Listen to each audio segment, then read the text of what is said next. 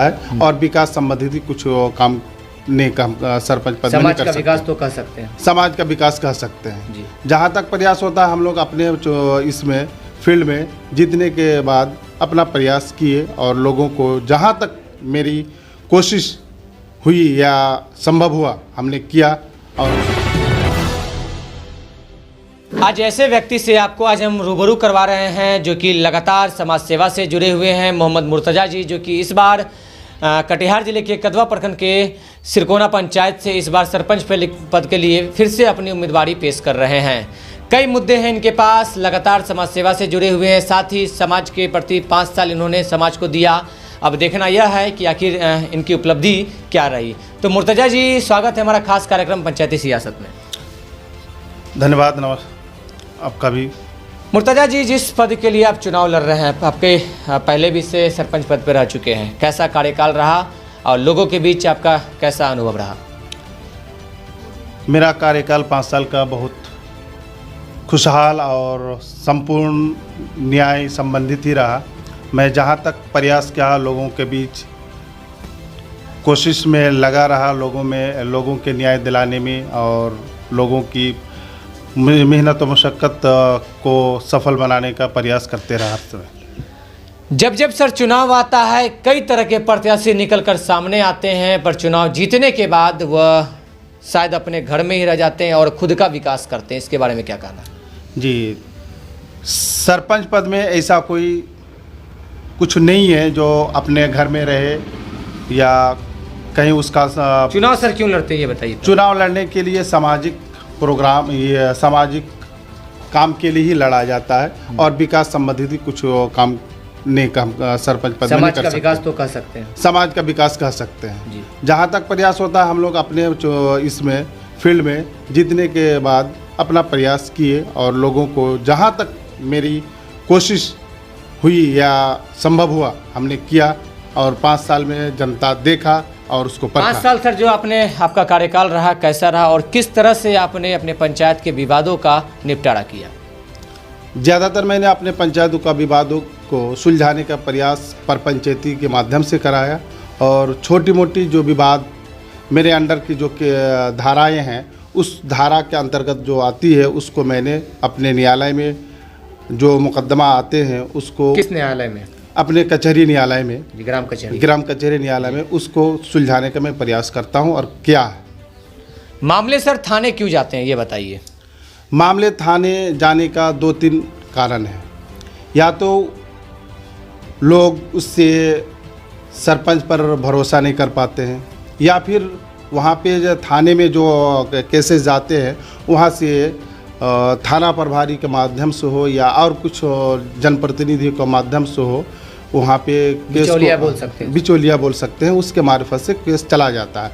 और थाना प्रभारी हो या अपर पदाधिकारी को माध्यम से जो भी केसेस होता है उसको बड़े से बड़े धारा लगा के उसको केस को अपने अंदर रख लेता है। यही कारण है कि पंचायत से केस को चला जाता है। सर, सरकार के द्वारा जो ये ग्राम कचहरी का एक तरह से उद्घाटन कर सकते हैं, उद्घाटन किया गया या जो चल रहा है हर पंचायत में, क्यों चलाया जा रहा है और क्या लाभ है इससे सरकार को? देखिए, सरपंच पद का चुनाव सरकार का, ये बिहार सरकार का बहुत बड़ी उपलब्धियां हैं जो ग्राम कचहरी का चयन किया है और सरपंच पद को चुना है जी। इससे लोगों को छोटे मोटे विवाद को लेकर बड़ी बड़ी बातें हो जाती है और उस मामला को सुलझाने के लिए हल्का खर्च और कम खर्च से बचाने के लोगों को सरकार का ये पहल है और ये सराहनीय पहल है कि सरपंच पद का बिहार में पूरे भारत में बिहार सरकार ही ने इस पहल को निभाया है और सरपंच पद का चयन किया है जी। हम अब पंचायत की बात करें, पंचायत में दावेदार सर बहुत है जो खुलकर सामने आ चुके हैं। कहीं न कहीं आपको कठिनाइयों का सामना करना पड़ रहा होगा, इसके बारे में क्या कहना है? जी, मेरे जहाँ तक संभावना की बात है, मैं ये लोगों को यही संदेश और यही कह के मैं अपने वोटरों को हो या जनता को हो यही कह के मैं अपना परिचय देता हूँ। जब मैंने 5 साल किया है, उस 5 साल में मैंने क्या क्या नहीं किया आप देखे परखे, मुझे जांचे परखे, उसके बदौलत मुझे वोट दें। वोट को आप बर्बाद ना करें, जो हमसे अगर बढ़िया कैंडिडेट हो जी, उसको आप मतदान करें। अपने मतदान को गलत जगह या गलत किसी के बहकावे में या मेरे बहकावे में ना आकर मतदान ना करें। जो हमसे अच्छा हो, अगर हम अच्छे नहीं हैं, हम अगर समाज के हित में काम नहीं कर पाते हैं, तो अच्छे कैंडिडेट को, अच्छे से अच्छे कैंडिडेट है उसको आप मतदान करें। सबसे अहम और महत्वपूर्ण सवाल सर, आज के डेट में नेता कौन है? आज के डेट में पब्लिक ही नेता है। सच्चा नेता? सच्चा नेता पब्लिक ही सच्चा नेता है, जो सच्चा नेता को नेता बनाता है। और सच्चा कौन है? सच्चा आज के डेट में सब कोई सच्चा है, पब्लिक ही सच्चा है। सब सच्चा है सर, तो फिर झूठा कौन है? झूठा का तो क्योंकि नेता सर वादे लंबे लंबे करते हैं चुनाव लड़ने से पहले। शायद आज आप एक प्रत्याशी है तो आपके सामने कई प्रत्याशी है। चुनाव जीतने से पहले सर वादे करते हैं कई तरह के, पर चुनाव जीतने के बाद शायद उस वादे को भूल जाते हैं। इसकी वजह क्या होती है? इसकी वजह मैं तो बता नहीं सकता हूँ कि इसकी वजह क्या है जी। लेकिन हम ही लोग जो जितने भी प्रतिनिधि उतरते हैं फील्ड पर, हम ही लोग हो सकते हैं कि झूठे हैं, जो लोगों को हम लोग बरबला देते हैं और बहकावे कर देते हैं। जो काम हमसे नहीं करने का होगा वो काम का हम वादा कर देते हैं और बाद में हम उसको कर नहीं पाते हैं। तो चुनाव लड़ने से पहले किसी भी नेता की संपत्ति अगर हजारों में रहती है, तो चुनाव जीतने के बाद उनका जो कार्यकाल 5 सालों का होता है, उसके बाद वो करोड़ों में कैसे बदल जाती है?